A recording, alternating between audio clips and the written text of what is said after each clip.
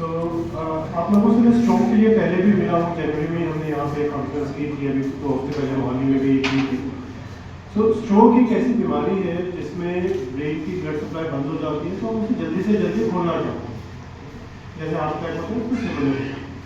अब इसमें 2 major road blocks हैं जो हम देखते हैं जब भी हम स्ट्रोक की बात करते हैं। एक, पेशेंट टाइम पे हॉस्पिटल पहुँचे, टाइम पे हॉस्पिटल मतलब विदिन 4.5 आवर्स पेशेंट पहुँचे ताकि ट्रीटमेंट दी जा सके।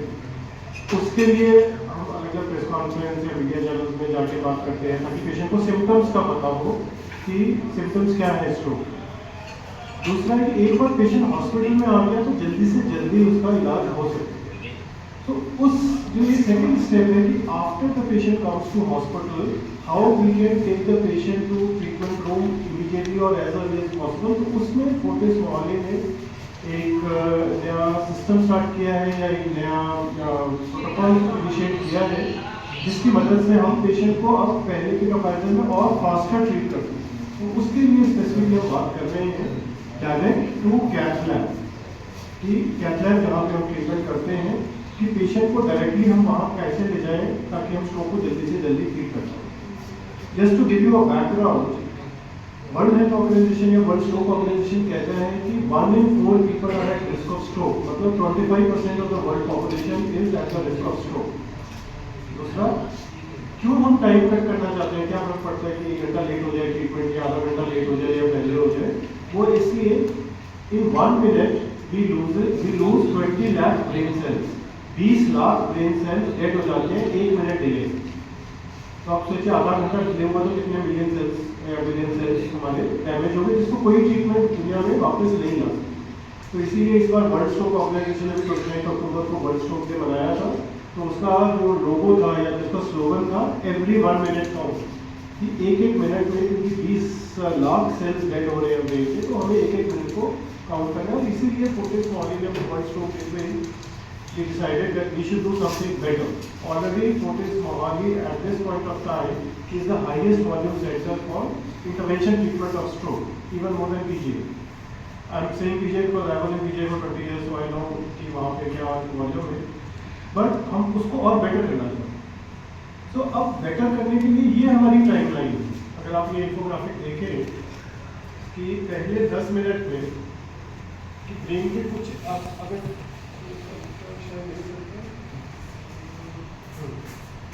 ये डॉट है कि पहले 10 मिनट में इतना सा डेड एरिया है, ये बाकी एरिया जो आसपास का है ये अभी इसकी ब्लड सप्लाई कम है लेकिन ये डेड नहीं है, बचाया जा।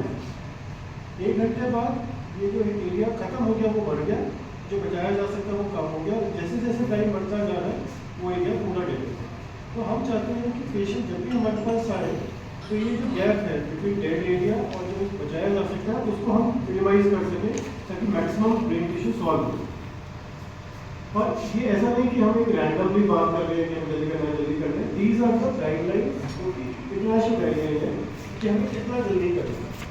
कि पेशेंट एक बार हॉस्पिटल आ जाए 10 मिनट के अंदर वो डेड होना चाहिए, 15 मिनट के अंदर उसका न्यूरो एग्जामिनेशन हो जाना चाहिए, CT स्कैन 20 मिनट में होना चाहिए, CT की रिपोर्ट मैक्सिमम पेशेंट के हॉस्पिटल एंट्री के 45 मिनट के अंदर, पौने घंटे के अंदर पेशेंट एंटर होकर इवैल्यूएशन होकर CT की रिपोर्ट भी आनी चाहिए, और ट्रीटमेंट जो स्टार्ट हो जाए वो 60 मिनट के पहले स्टार्ट हो जाए। अगर टीके वाला ट्रीटमेंट करना है और अंदर से खोलना है तो 1.5 घंटे के अंदर।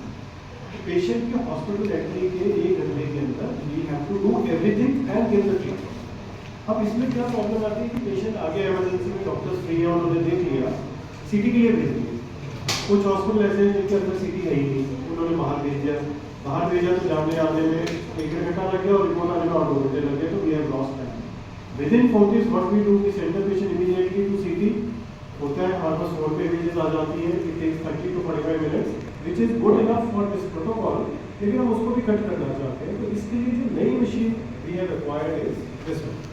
This is an advanced biplane cath lab. अब इसमें 2 बड़े फीचर्स हैं।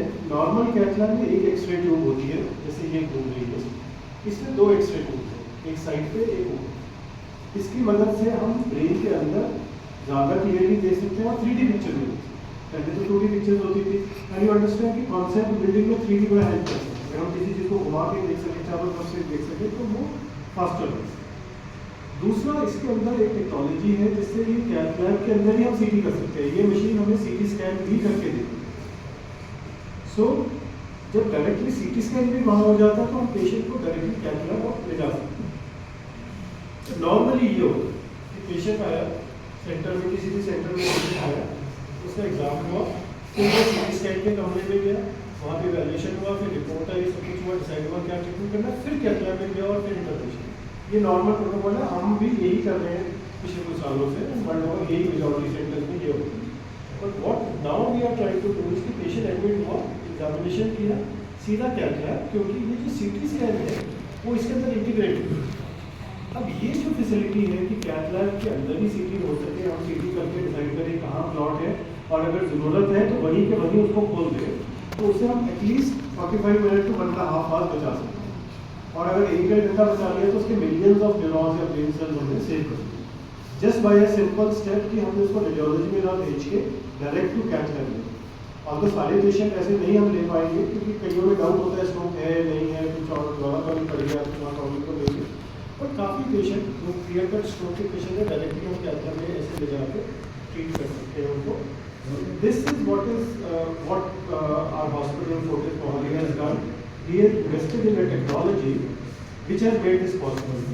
जितने भी नॉर्थ ऑफ दिल्ली हॉस्पिटल्स हैं across all the states, Gurgaon छोड़ दो तो Haryana, Punjab, Himachal, J&K, none of the corporate sector has this technology, because इसके लिए विजन चाहिए कि हम ठीक तो कर ही रहे हैं, वो तो पहले भी कर रहे थे 4 साल से 5 साल में कर ही रहे हैं, लेकिन हम उसको और बेटर बनाना चाहते हैं without adding cost to the patient.